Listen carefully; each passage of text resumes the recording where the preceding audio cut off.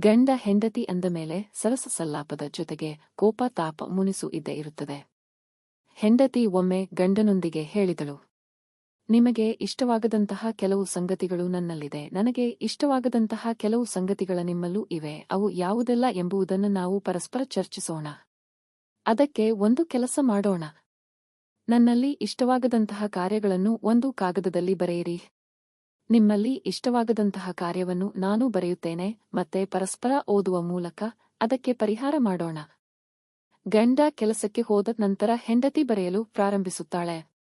ಸರಿಸುಮಾರು 4 ಪುಟಗಳಷ್ಟು ದೀರ್ಘತೆಯುಳ್ಳ ಬರಹವಾಗಿತ್ತು. ಹೆಂಡತಿ ಬರೆದಿರುವುದು ಚಿಕ್ಕ ಚಿಕ್ಕ ವಿಷಯವನ್ನೂ ಕೂಡ ಬರೆಯದೇ ಬಿಡಲಿಲ್ಲ.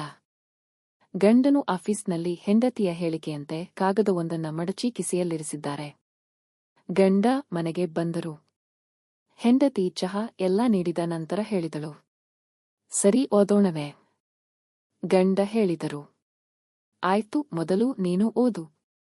ಹೆಂಡತಿ ಓದಲಾರಂಭಿಸಿದಳು. ಗಂಡನಿಂದ ಉಂಟಾದ ಚಿಕ್ಕ ಚಿಕ್ಕ ತಪ್ಪುಗಳನ್ನು ಬಿಡದೆ ಬರೆದಿದ್ದಾಳೆ. ಓದುವುದರ ನಡುನಡುವೆ ಗಂಡನ ಮುಖ ನೋಡುತ್ತಿದ್ದಾಳೆ.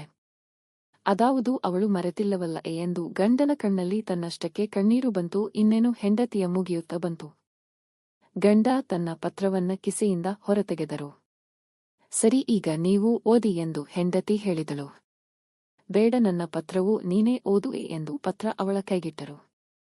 ಆಕೆ ಆ ಪತ್ರ ಬಿಡಿಸಿ ನೋಡಿದಾಗ ಖಾಲಿ ಪೇಪರ್, ಏನೂ ಬರೆದಿಲ್ಲ. ಹೆಂಡತಿಗೆ ಆಶ್ಚರ್ಯವಾಯಿತು. ಅರೆ, ಏನೂ ಬರೆದಿಲ್ವಲ್ಲ ಅಂತ ಕೇಳಿದಳು. ಗಂಡ ಹೇಳಿದ, ಆ ಪೇಪರ್ ಎಷ್ಟು ಶುದ್ಧವಾಗಿದೆಯೋ ನನ್ನ ಮನಸ್ಸು ಕೂಡ ಅಷ್ಟೇ ಶುದ್ಧ. ನಿನ್ನ ವಿಷಯದಲ್ಲಿ ನಿನ್ನ ಯಾವ ತಪ್ಪನ್ನು ನಾನು ಮನಸ್ಸಿನಲ್ಲಿಟ್ಟಿಲ್ಲ.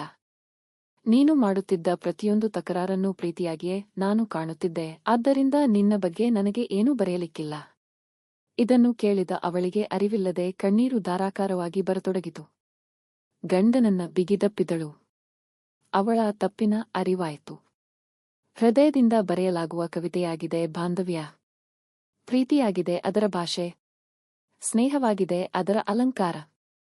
ತ್ಯಾಗವಾಗಿದೆ ಅದರ ಸೌಂದರ್ಯ. ಕ್ಷಮೆಯಾಗಿದೆ ಅದರ ಅರ್ಥ.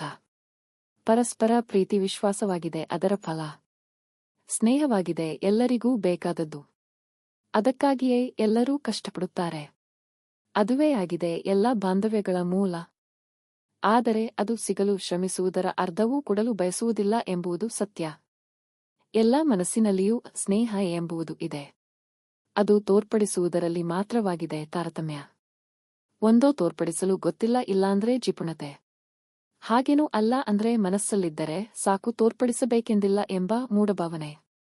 ಸತ್ಯ ಹೇಳಬೇಕಾದರೆ ಸ್ನೇಹ ಎಂಬ ಪದದ ಅರ್ಥ ತಿಳಿಯದೆ ಸ್ವರ್ಗವಾಗಬೇಕಾದ ಕೆಲವೊಂದು ಮನೆಗಳು ನರಕವಾಗಿದೆ. ಮನೆ ಸ್ವರ್ಗವಾಗಬೇಕಾದರೆ ಪರಸ್ಪರ ಪ್ರೀತಿ ಸ್ನೇಹ ವಿಶ್ವಾಸದಿಂದಿರಬೇಕು.